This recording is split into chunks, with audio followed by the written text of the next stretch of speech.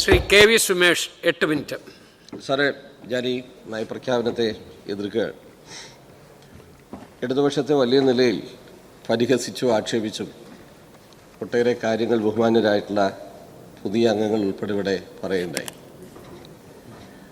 Sir, ഞങ്ങൾക്ക് ഈ തെരഞ്ഞെടുപ്പിൽ നല്ല പരാജയമാണ് ഉണ്ടായത്. ഞങ്ങളുടെ പാർട്ടിയുടെ LDFിൻ്റെ നേതാക്കന്മാർ അത് സംബന്ധിച്ച് ഞങ്ങൾ ആ കാര്യങ്ങളെല്ലാം സൂക്ഷ്മമായി പരിശോധിച്ച് ജനവിധി അംഗീകരിച്ച് മികച്ച വിജയം നേടിയ UDFിനെ അഭിനന്ദിച്ച് കേരളത്തിൻ്റെ ഒരു പൊതു വളർച്ചയ്ക്കും വികസനത്തിനും സഹായകരമായ ഒരു ക്രിയാത്മക പ്രതിപക്ഷമായി തുടരും എന്ന് ഞങ്ങൾ പറഞ്ഞിട്ടുണ്ട്. സാർ, കളിയാക്കുന്നവർ ആലോചിക്കേണ്ടത്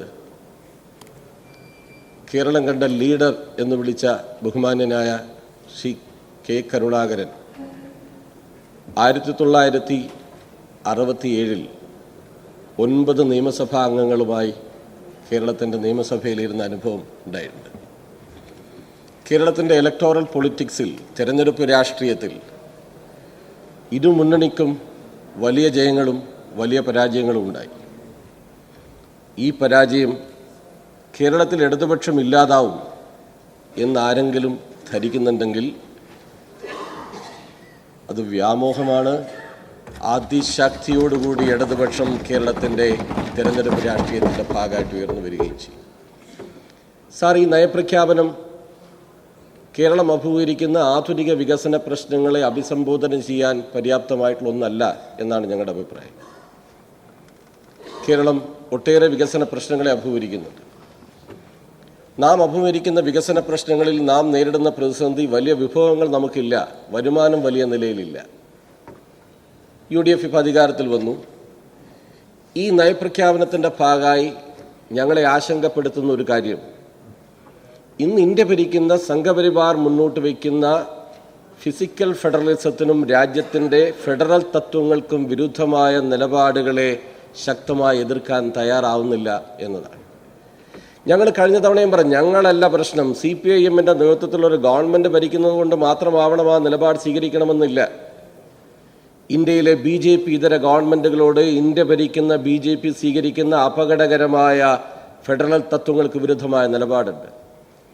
സാർ, വികസന പ്രശ്നങ്ങളെ ഫണ്ട് അനുവദിക്കാതിരിക്കുക, നമുക്കാവശ്യമുള്ള തുക പുനഃപരിശോധിക്കേണ്ടതാണ്. GST ഇപ്പോൾ നീറ്റ് എക്സാം വന്നു, സംസ്ഥാനങ്ങൾ നടത്തിക്കൊണ്ടിരിക്കുന്ന ഒരു പരീക്ഷയായിരുന്നു, സെൻട്രലൈസ്ഡ് ചെയ്തു. എത്ര കടുത്ത ആക്ഷേപമാണ് നീറ്റ് എക്സാമിൻ്റെ ഭാഗമായിട്ട് വരുന്നത്. ഈ രാജ്യത്ത് സംഭവിച്ചു കൊണ്ടിരിക്കുന്ന കേന്ദ്രീകൃതമായ ഒരു ഓട്ടോക്രസിയിലൂന്നിയിട്ടുള്ള സംഘപരിവാർ അജണ്ട ഈ രാജ്യത്തെ തകർക്കും എന്നുള്ള കാര്യത്തിൽ ആർക്കാ തർക്കമുള്ളത്? സംഘപരിവാറിന് മുന്നിൽ വിധേയമായി നിൽക്കാൻ ഞങ്ങൾ തയ്യാറായിട്ടില്ല. ശക്തമായ നിലപാടുകൾ സ്വീകരിച്ചു. മുൻ മുഖ്യമന്ത്രിയെ ഇവിടെ പരിഹസിച്ചു. തകർന്നുപോയ കപ്പലും ആ കപ്പലിനി ഉണ്ടാവാൻ പോകുന്നില്ല എന്നെല്ലാമുള്ള കാര്യങ്ങളും ഇവിടെ പറയുകയുണ്ടായി.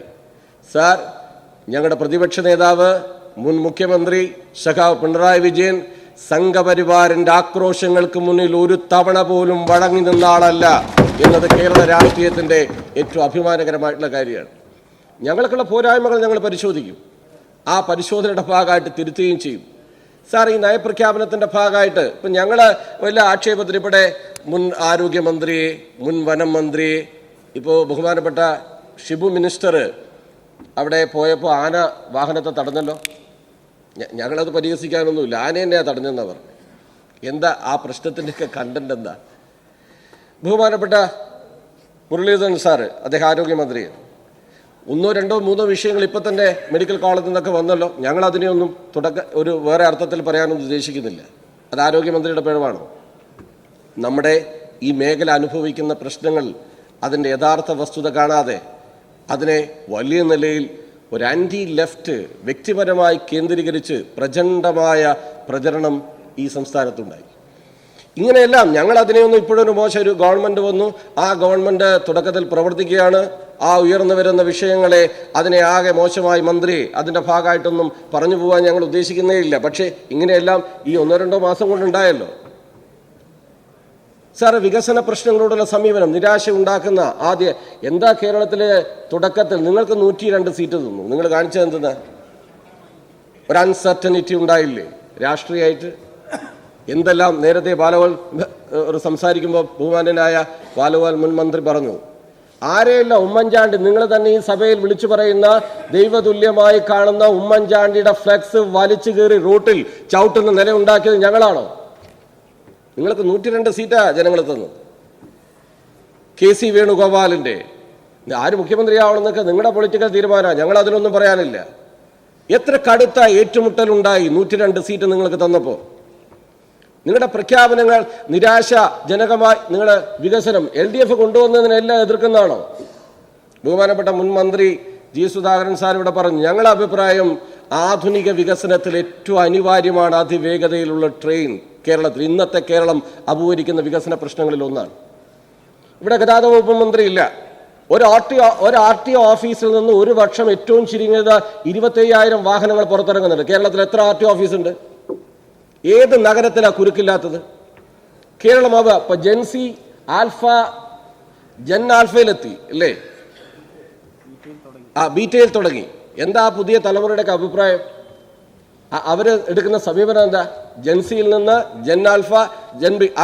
ഇന്ന് ലോകം പുറത്തുപോയി വരുന്നവരെല്ലാം നമ്മളെങ്ങനെ ഈ കേരളത്തിലെ ഭൂമി അതീവ സെൻസിറ്റീവാണ്. ഞങ്ങളൊരു ചോദ്യം ചോദിച്ചാൽ, ഇന്ന് കേരളത്തിലെ എല്ലാ വിമാനത്താവളങ്ങളും റോഡുകളും പാലങ്ങളും സ്കൂളൊക്കെ ഉണ്ടായത് ആരോ സൗജന്യമായി വിട്ടുകൊടുത്ത സ്ഥലത്തായിരുന്നില്ലേ സാർ? സ്ഥലത്ത് തൊടാൻ പറ്റില്ല എന്ന UDF നിലപാട് ഞങ്ങൾ സ്വീകരിച്ചാലോ? ഞങ്ങൾ ആ നിലപാടിലേക്ക് പോയാലോ? സാർ, ഇത് കേരളത്തിന്റെ വികസനത്തിന്, ആധുനിക വികസനത്തിന്റെ കുറ്റിപ്പറിക്കലായി ആ തീരുമാനം മാറാതിരിക്കണം എന്ന അഭ്യർത്ഥനയാണ് ഞങ്ങൾക്കുള്ളത്. ആവേശപൂർവ്വം കാണരുത്. വലിയ പ്രശ്നമാണ്. 5-10 വർഷം അപ്പുറത്തേക്ക് ചിന്തിച്ചു നോക്ക് സാർ. വളരെ ഗൗരവമാർന്ന പ്രശ്നമാണ്. വികസന പ്രശ്നങ്ങളോട് കക്ഷി രാഷ്ട്രീയത്തിന്റെ അതീതമായി ആ അർത്ഥത്തിൽ കാര്യങ്ങളെ കണ്ടുപോയാൽ ഉണ്ടാകുന്ന അപകടം അതീവ ഗൗരവവും ഗുരുതരവുമായിരിക്കും എന്ന് ബഹുമാനപ്പെട്ട പുതിയ ഗവൺമെന്റ് മനസ്സിലാക്കേണ്ടതാണ്. സാർ, ഈ കേരളത്തിൽ ഞങ്ങൾ ഉണ്ടാവും. കേരളത്തിന്റെ വികസനത്തിന് വേണ്ടി കഴിഞ്ഞ 10 വർഷക്കാലം വികസന വിരോധമാണ് ഈ തെരഞ്ഞെടുപ്പിന്റെ ഫലമെന്ന് ഞങ്ങൾ കരുതുന്നില്ല. വികസനത്തോട് ജനങ്ങൾ വലിയ എതിർപ്പ് പ്രകടിപ്പിച്ചിട്ടില്ല. അവരുടെ പിന്തുണ കൂടിയ ലൈഫ് ആണെങ്കിലും, നാഷണൽ ഹൈവേ ആണെങ്കിലും, കേരളത്തിലെ വ്യത്യസ്തമായ ജലപാതയാണെങ്കിലും, ആധുനിക കേരളത്തിന്റെ വികസനത്തിന് സഹായകരമായ ഒരു വികസന കാഴ്ചപ്പാട് ഞങ്ങൾ മുന്നോട്ട് വെച്ചു. ആ വികസന കാഴ്ചപ്പാടിന്റെ സംരക്ഷകരായി ഏത് പരാജയത്തെയും അതിജീവിച്ച് ഒരു ഫിനിക്സ് പക്ഷിയെ പോലെ കേരളത്തിലെ ഇടതുപക്ഷ രാഷ്ട്രീയം തല ഉയർത്തി മുന്നോട്ട് വരും. കാവലാളായി ഞങ്ങൾ ഈ കേരളത്തിൽ ഉണ്ടാവും എന്ന് സൂചിപ്പിച്ച ഈ നയപ്രഖ്യാപനത്തെ എതിർത്ത് ഞാൻ എൻ്റെ വാക്ക് അവസാനിപ്പിക്കുകയാണ്.